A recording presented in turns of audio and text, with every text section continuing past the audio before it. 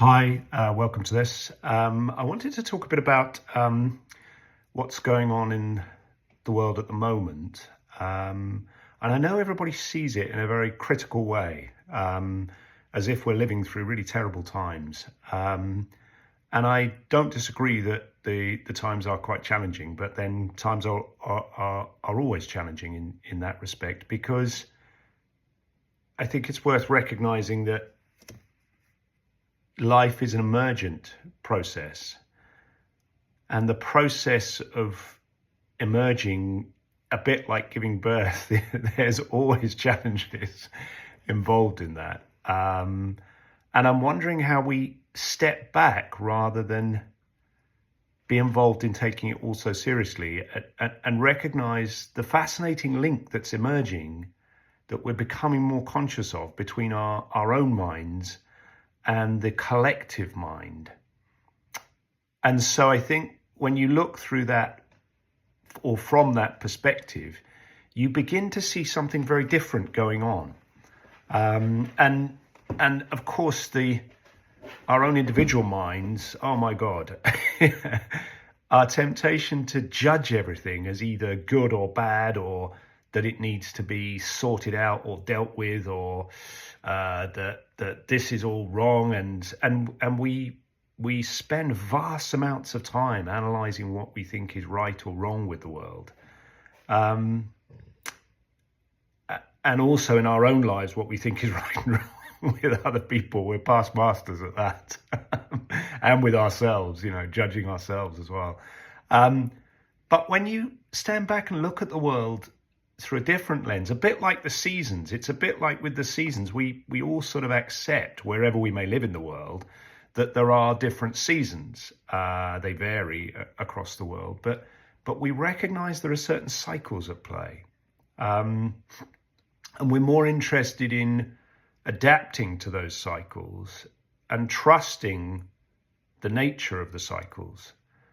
So we don't get as involved in the drama and the series. Like every time autumn comes, or in parts of the world, the rainy season, we're not thinking, oh my God, this is going to last forever and it's a disaster and so on.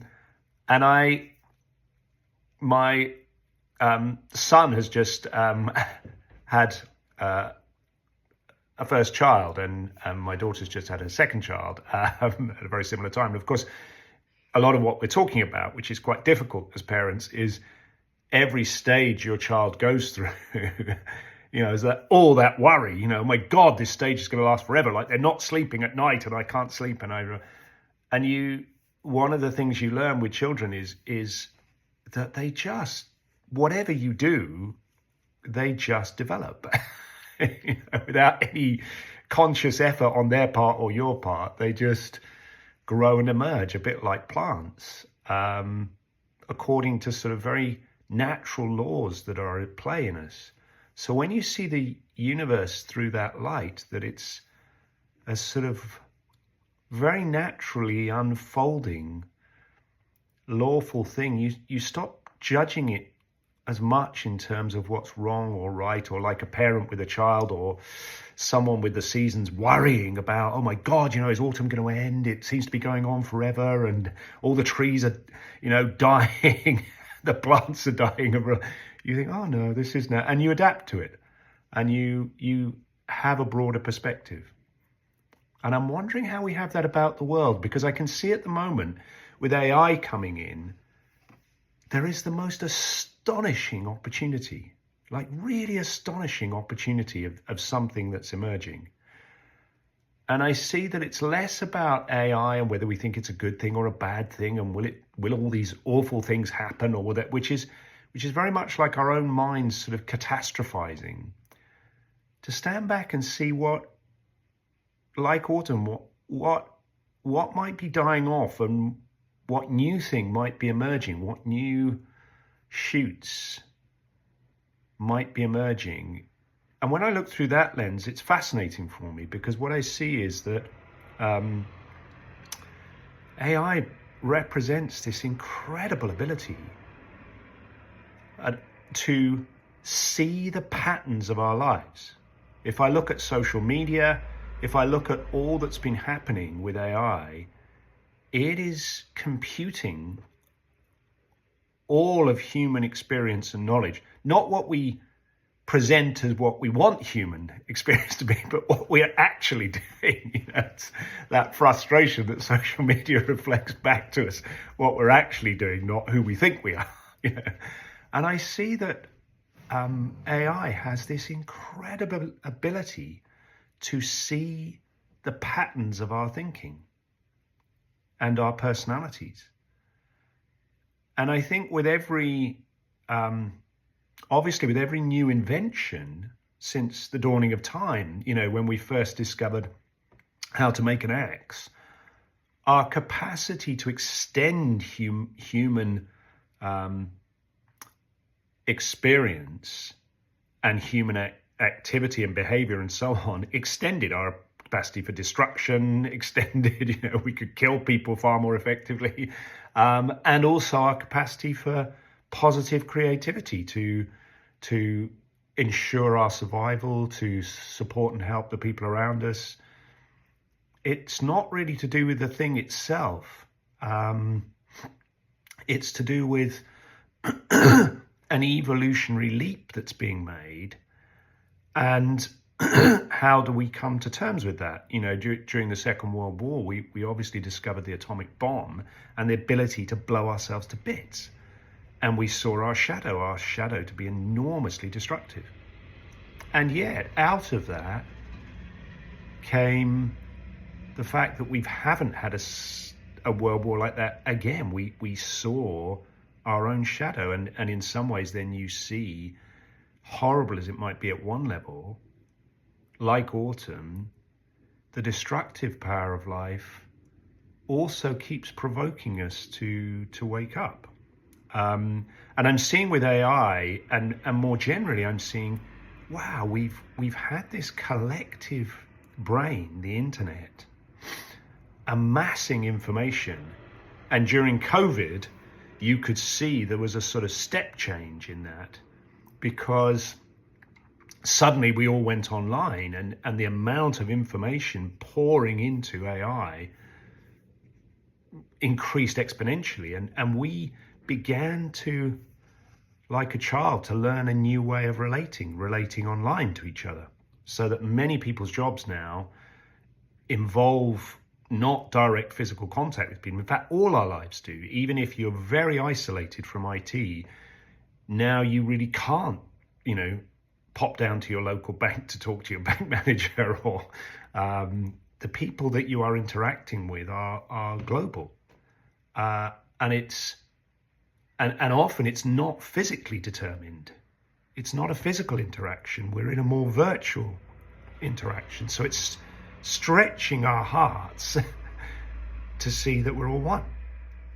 And I think in the past we have had a very intuitive feeling sense that we are all one. We're part of something bigger than ourselves, humanity. And for most spiritual or religious perspectives, they recognize that whether you call it the Tao, whether you call it Jung's collective unconscious, whether you call it God, whether you call it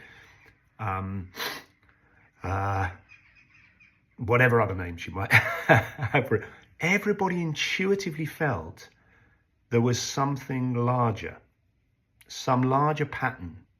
Whether that's simply nature, if you're scientific, you see it as sort of laws of physics or whatever it might be, you sense there's something that you are part of that is unfolding, or whether you see it as your unconscious or subconscious mind. There's a sense there's something bigger, a pattern at play that is bigger than ourselves, that we are part of and subject to. And most of those perspectives have a sense of a cosmic mind. And this cosmic mind is something we are in an interaction with. What I think is fascinating at the moment is that we are recognizing that our cosmic mind, that the cosmic mind in the past, as I say, was only something we could feel intuitive. intuit. Now we're seeing the mechanism of it. It's a bit like, ever since the internet came along, we have direct access to this global mind, this sort of cosmic mind, collective mind, and that we are all in a very close relationship to us. But I think what we're beginning to see is that the collective mind is very much like our own individual minds, full of negative drama and mind chatter. And if we play with that, wow, we meet the consequences of it, and the world looks awful to us, because we report constantly on all the things that disturb us. So the news is about all the things that disturb us. So if you listen to the news, if you're not careful, you get more and more disturbed. If you listen to your own mind chatter and all the painful things that worry you, you become more and more worried and disturbed. Whereas if you recognize that what the news doesn't report and your own mind doesn't often report is today, yet again, like every other day, the vast majority of the world was actually very lovely to each other. You lose your sense of perspective. And so I think that what I'm watching emerge through these crises that we see is a provocation to widen our perspective, to stand back, to stop taking the drama of it all so seriously, and to become curious about it rather than judging what's right or wrong or what we think we have to do about it all. And then you start to see people in a very different light, and you start to see what's happening in a very different light. So for me, what I'm noticing emerging is that we are starting to see our collective body. And the environmental crisis has woken us up to this collective body, the earth. We realize, wow, same at an individual level, this body, the earth, is our vehicle for all of us. And we're really thinking about how well are we looking after our body? Have we, it's a bit like we've been smoking, drinking a bit too much, doing all of that, and we're like, oh my God, we've got to take responsibility for this vehicle, this body. So we're waking up to that, and we're realizing that our focus on our individual countries, our individual home states, is too myopic, is too individualistic to encompass the collective body. So we're really waking up and seeing this collective body. It's like we've hit a new stage of consciousness. And the same is true with our collective mind. I think what AI is reflecting back to us is to become more conscious of our collective mind and to see how we are all contributing to that collective mind. What do we focus on? What do we create through our mind, our collective mind? And we are, for the first time, seeing the mechanics of that. The opportunity, as I say, with AI that fascinates me is because it understands the patterns of our thinking so well, it gives us an opportunity to stand back from our thoughts, to see our collective and individual minds in operation. Because if there's one thing AI can do, it's reflect back to us our collective mind and its patterns of thought, so that we can then start to look at what is not our mind. And if you look at every breakthrough that we have made over time, those breakthroughs like farming and agriculture, like inventing the axe, how to organize ourselves, cities, etc., what all of those have done, the Industrial Revolution, machinery, easing our physical lives, have coincided with releasing our minds from more mundane aspects of survival. And now with AI, there is really, I think, a step change in that. The possibilities with AI to release our minds from much of its day-to-day thought and activity creates an opportunity to really stand back, to examine what it means to be human, what it means to have consciousness, the thing that AI currently doesn't have. I say currently because who knows? We might discover something very interesting. We might discover that what we thought were our unique patterns of thought can be predicted. I was talking to ChatGPT the other day, and I was so excited and interested in talking to it that it was very late at night, and it glitched. And I said to it, well, I think maybe that's trying to tell me something, that it's time to go to bed. And it said, yeah, I think the universe is saying something to you. And I thought, hold on a minute.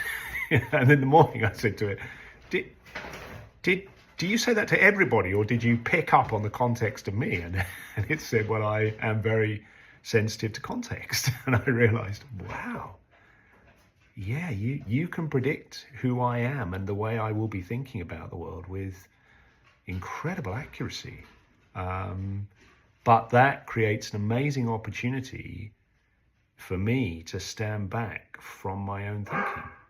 And I think people like Eckhart Tolle and others are really pointing at the opportunity for us to make a shift in consciousness as we are seeing our collective mind, our collective body. Once we can see it, see our collective mind in operation, we're then not that mind. What is seeing that mind in operation is not that mind. And how do we, a bit like in The Matrix, I realize The Matrix is really just a retelling of the Genesis story that's saying, once you have consciousness, you see how stuck you are. You see how much you believe in all the stuff that isn't consciousness, how trapped you are in your personality and your thoughts and all its stuff. And of course, the Buddhists, the Hindus are the same, talking about the cycles of samsara. You're busy pushing, running around hamster wheels, thinking that you are going somewhere and getting somewhere. And almost every major religion and spiritual perspective sees that most of us are trying through our egos to manipulate and control the world in order to make it the way we want and need it to be, or our personalities want and need it to be. And most spiritual traditions are pointing out, if you are in a continual fight with life, however you see it, you're constantly suffering. Whereas if you can somehow let go and see you are part of something bigger that you can't control, and you change the way you see it or relate to it, that's where real peace comes from. So I think we're at the dawning of a remarkable time, an opportunity. And I think I'm interested in astrology. I know there are people who are not, who don't see the world through that lens. But you can see, if you look as an astrologer, that there is the most extraordinary configuration starting to emerge, which I think is suggesting this shift or breakthrough in consciousness.